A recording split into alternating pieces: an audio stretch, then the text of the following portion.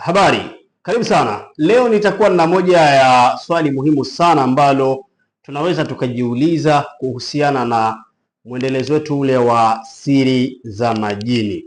Moja ya swali ambalo tulilonalo ni kwamba linasema kuna aina gani za majini? Hili ni swali mtu anaweza akajiuliza, kuna aina zipi za majini? Ingawa wana makoo mengi sana kama nilivyotoa kueleza katika content iliyopita, lakini katika kujibu hili tutakwenda katika kulitolea majibu kupitia moja ya dini ambayo tunasema Waislamu. Bwana Mtume Muhammad sallallahu alaihi wasallam anasema majini wamegawanyika katika sehemu tatu, ambao hawa majini ni katika yale maumbile yao na uwezo wao. Mungu amewaumba katika sampo tatu, ingawa katika hizo sampo tatu ndani yake kuna makabila mengi sana ya majini na sampo aina mbalimbali.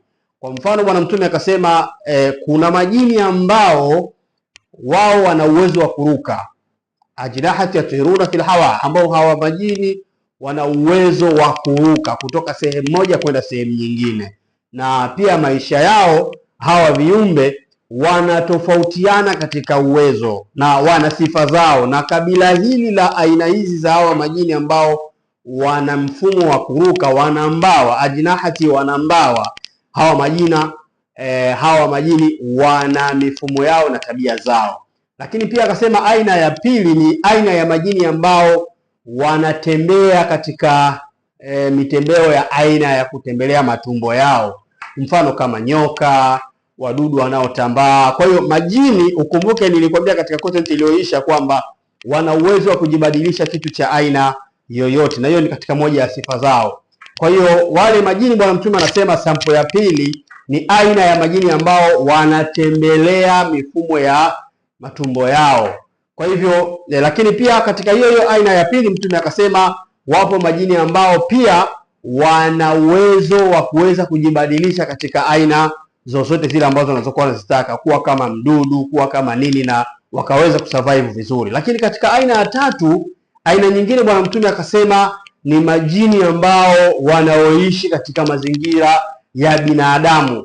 Yaani hao ni mapepo, ni yale aina ya majini mapepo ambayo yanaishi na binadamu na yenyewe na tabia zake. Katika ile aina ya pili ambayo Bwana Mtume akasema wale majini wana tabia zao, wana mazingira yao, lakini pia na aina hii ya tatu na wenyewe pia wana namna zao. Kwa hivyo tunakuja kujua kwamba majini wana aina tatu, ambazo aina zake, kumbe kuna majini ambao wana mbawa, wana uwezo wa kuruka na wana uwezo wao na wana tamaduni zao. Lakini pia kuna aina ya pili, kumbe kuna majini ambao hawana uwezo wa kuruka, ila wana nguvu na uwezo wa kutembelea ardhini kwa matumbo yao.